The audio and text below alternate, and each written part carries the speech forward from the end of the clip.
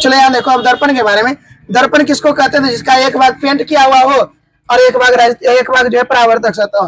तो एक भाग जो पेंट किया हुआ रहता है किस चीज से पेंट रहता है? तो याद रखना वो सिल्वर नाइट्रेट से पेंट होता है।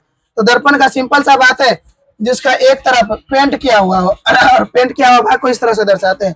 और पेंट किससे क्या होता है? Silver nitrate. और एक भाग होता है परावर्तक सतह। दर्पण के अगला प्रकार पढ़ रहे हैं। दर्पण का याद रखना 3 प्रकार है। कितने प्रकार है? 3 प्रकार का है। पहला है समतल दर्पण, दूसरा है गोलीय दर्पण और तीसरा है परवलयिक दर्पण। समतल दर्पण किसको कहते हैं? तो जिसका परावर्तक सतह समतल हो। गोलीय दर्पण जिसका परावर्तक सतह खोखला गोला का एक भाग हो या खोखला गोला हो। और परवलयिक दर्पण जिसका परावर्तक सतह खोखला गोला हो। क्वेश्चन पूछता है कि समतल दर्पण तो समझ गए कि वैसा दर्पण जिसका परावर्तक सतह क्या हो? समतल हो। और दूसरा ये समतल दर्पण है इसका परावर्तक सतह समतल होगा।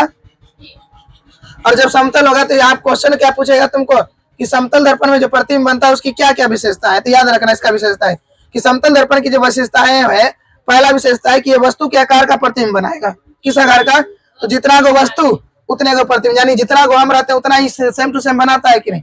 दूसरा इसमें क्या है कि जितना दूर रखेंगे दर्पण से, सामान को जितना दूर रखेंगे उतना ही तुम देखना दर्पण के पीछे प्रतिबिंब बनेगा। तो यानी वस्तु की दूरी के बराबर होता है प्रतिबिंब दूरी। किसमें? तो समतल दर्पण में।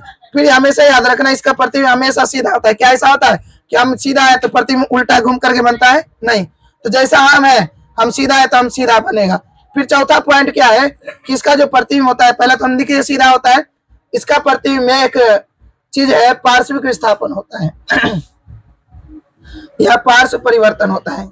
इसमें क्या होता है? तो इसमें याद रखना इसमें पार्श्व परिवर्तन होता है। इसमें क्या होता है? पार्श्व परिवर्तन होता है क्या होता है इसमें? पार्श्व परिवर्तन होता है। पार्श्व परिवर्तन क्या हुआ? पार्श्व परिवर्तन मतलब क्या हो? इमेज को 180 डिग्री क्षैतिज अक्ष पर घुमा देना। इमेज को कितना डिग्री पर घुमा देना?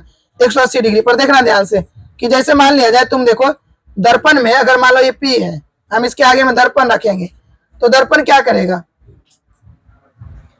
दर्पण जो है इस क्या करेगा? तो इस P को जो है कैसे बनाएगा? तो ये P को तुम ऐसे देखो उलट देगा, ऐसे बना देगा, Q की तरह बना देता है ना। तो इसी को कहते हैं पार्श्व परिवर्तन, है कि नहीं। एक और होता है पार्श्व परिवर्तन, जब उदग्र स्तंभ पर उदग्र अक्ष पर 180 घुमा देता है तो उसको पार्श्व परिवर्तन कहते हैं। जैसे यहीं पर तुम देखो, अगर मान लो P लिखा हुआ है और इसी जगह हम दर्पण रखे तो क्या हो जाएगा? B बना देगा ना। तो ये हो गया B परिवर्तन। और 5वां याद रखना है, ये हमेशा आभासी प्रतिबिंब बनाएगा। कैसा कैसा प्रतिबिंब बनाएगा? आभासी प्रतिबिंब। आभासी मतलब समझ रहा है ना? आभासी प्रतिबिंब या काल्पनिक प्रतिबिंब बनाएगा। तो याद रखना जो भी सीधा होता है वो आभासी प्रतिबिंब होता है।